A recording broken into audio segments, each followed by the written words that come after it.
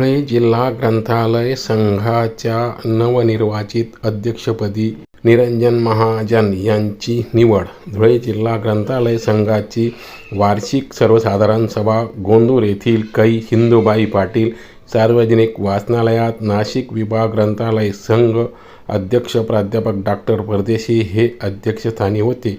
या सभेतील मागील सभेचे इतिवृत्त वाचून मंजूर करणे तसेच सन 2026 ते 29 या वर्षासाठी जिल्हा कार्यकारी मंडळाची नेमणूक करणे, त्यावेळीच्या विषयावर चर्चा करण्यात येणे. तर यावेळी अध्यक्षपदाची निवड करण्यात आली. अध्यक्षपदावर अविनाश भदाणे व निरंजन महाजन यांच्यात निवड करण्यात आली. 20 सदस्यांनी चिठ्ठी काढण्यात आली. त्यात 7 मते अविनाश भदाणे यांना तर 13 मते निरंजन महाजन हे अध्यक्षपदी निवडून आले.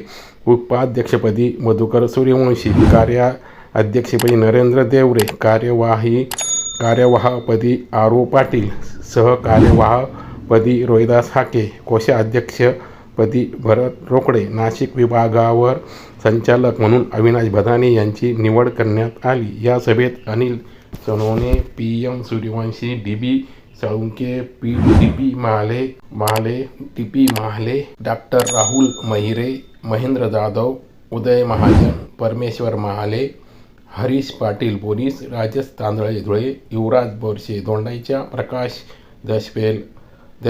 प्रकाश पाटील दशवेल, अनिल न्याळोदे वडाणे, संजय पाटील कापडणे, राजकिरण राजपूत आडे, श्रावण पाटील तोंडे यांचा समावेश आहे. स्वीकृत सदस्यपदी दिलीप श्रीराम पाटील नेर, नाना राजाराम पाटील छावडी, रावसाहेब साळुंखे शेवाळी, प्रशांत खैरनार नकाने, कचरू आईरे यांची निवड करण्यात आली. हंसराज शिंदे, डी.पी. महाले, पी.एम. सूर्यवंशी महाडी, शिवाजी पाटील करताड, राजेंद्र सुगलाल माळी मसाळे, मधुकर रोकडे पाष्टे, सुरेश मोरे, विजय पाटील, विजय चौधरी उपस्थित होते. धुळे जिल्ह्यातील 222 ग्रंथालय असून 20 सभासद उपस्थित होते.